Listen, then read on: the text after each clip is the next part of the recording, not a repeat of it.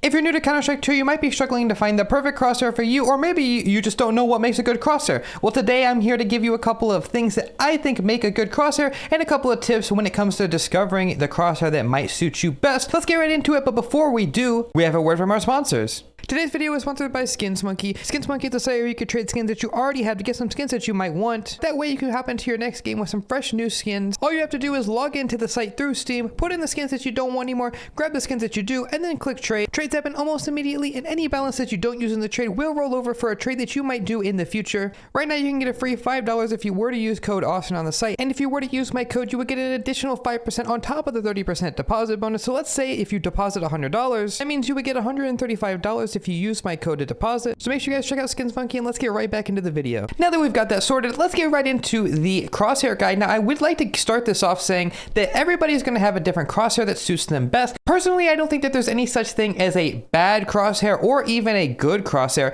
The only thing that there is unusable crosshairs. Now you guys know what these unusable crosshairs look like. You've seen them a couple of times in random games that you've played, I'm sure. They're the crosshairs that take up the entire screen, or that are just abnormally big or abnormally small. I'm talking to you guys, the 1 pixel crosshair users. Those are unusable. I don't know how you guys are trying to tell me otherwise. Regardless, I have some things that I would generally recommend when it comes to things that you want to look for in a crosshair. Now the first thing is you want to find a crosshair that's easy for you to see. Now there's a lot of factors that really play into a crosshair that's easy for you to see. It kind of depends on how far away you sit from your monitor. Maybe you're really nose in the monitor and you need one that's small because you can see everything. It depends on other things like your resolution. If you're playing on native, you're probably going to need a crosshair that's a little bit bigger. If you're playing on stretched or maybe even black bars, God forbid, you might actually need a crosshair that's a little bit bigger because things are going to be zoomed in a bit more for you. Other things that you might need to think about when it comes to seeing your crosshair is what color your crosshair is depending on the maps that you're playing on. Yes, I do genuinely mean depending on the map you're playing on. If you're playing on Nuke, if you have a white or a blue, a light blue crosshair that is,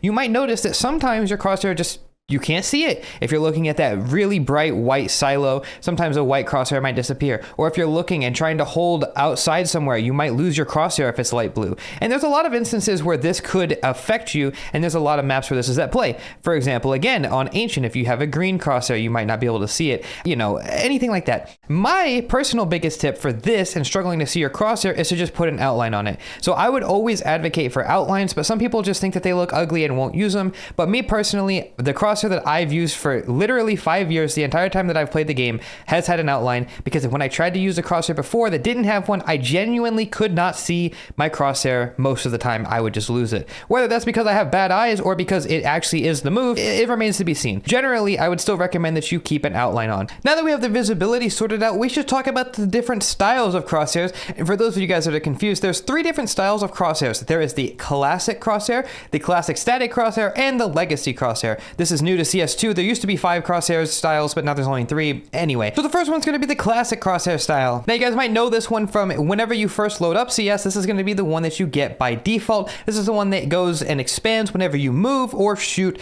and it basically always shows you whenever you're not accurate. So if you're running around, you're going to see that your crosshair is huge, or if you're shooting, your crosshair is going to expand. Generally, it's just an eyesore for experienced players, because more experienced players are always going to know when they're inaccurate anyway, so they really don't need to see all of that, and they just want to know where their crosshair actually is. However, if you are a newer player to Counter-Strike, you might find that playing with one of these crosshairs on for your first few hundred hours might actually help you get a feeling for how the movement and the mechanics work in CS, and it might make it easier for you to understand the accuracy stuff. And it is a little bit hard. I wouldn't say to never use this crosshair, and sometimes it can be good depending on which one you're using, but generally I would stay away from this one unless you're a beginner. It's not the worst in the world, not the best, I just don't personally like it. The next crosshair style is going to be Crosshair Style 2, which is classic static. Basically, it's the same idea. You have your normal crosshair and it just never moves. It doesn't matter if you're running, jumping, shooting, spraying, whiffing, or if you pull your knife out, jump your grenades, it's always going to be the same crosshair. This is the one that you're probably going to see most everybody use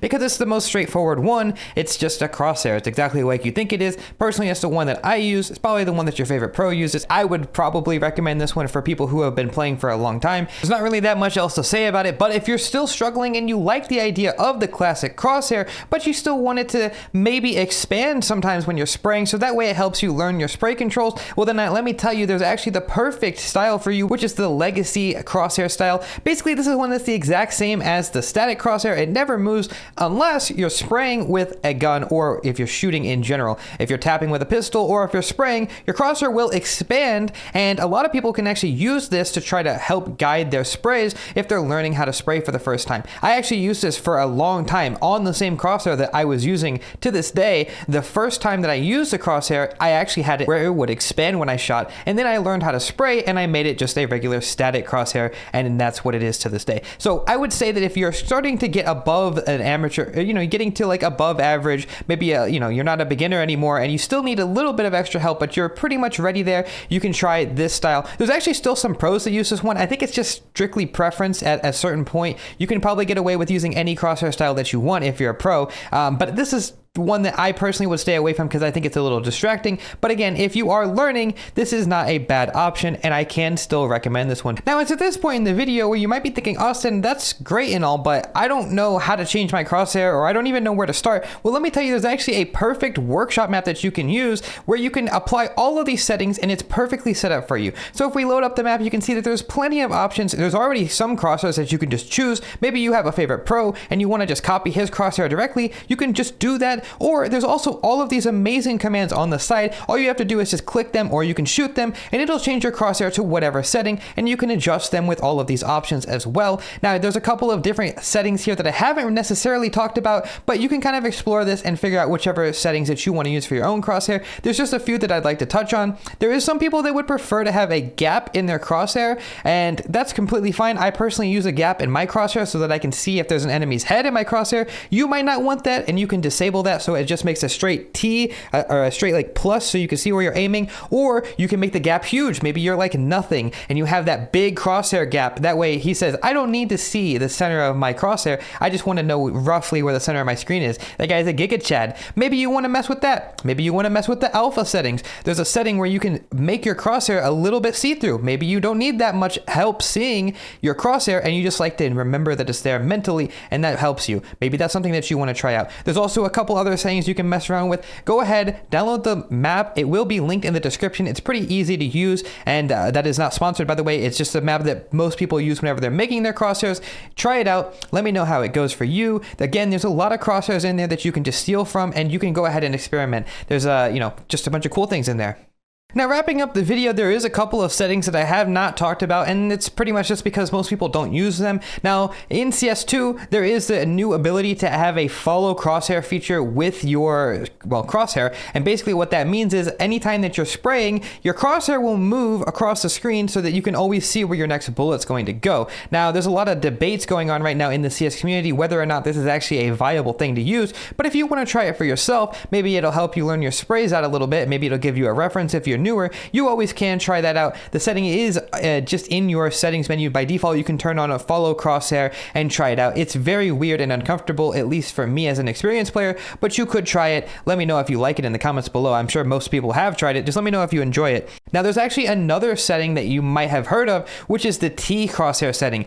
Basically, all this does is it just gets rid of the top part of any of your crosshair, so it makes a T, which would be like some other games that have like T crosshairs. Personally, I don't really like them. I use my crosshair for lining up a lot of things, so not having the top part actually throws me off. But if that's an option that you want to do, you can just enter in this console command, or you can probably find that setting in the map as well, and let me know if you like that. So with all that being said, there's your guide to crosshairs. I included a couple of tips and what I think is probably best for you to stick to. So just remember to always keep an outline on most maps, or at the very least have a crosshair that is a color that always stands out from every map. Make sure that your crosshair is not overly big or overly small, and always make sure that your crosshair is something that you can easily see and just be comfortable with. And I said that one twice because I do think that that is really the only thing that matters, because again, to hit home, I don't think there's such a thing as a bad crosshair. You could give me pretty much any crosshair in the world and I'll have almost the same results as with the crosshair that I've used for 5 years. That's why so many pros can just switch their crosshairs willy-nilly like it doesn't matter, because in reality, it actually doesn't. There's not a crosshair that's going to give you an advantage, and there's not really a crosshair that's going to take away from your performance.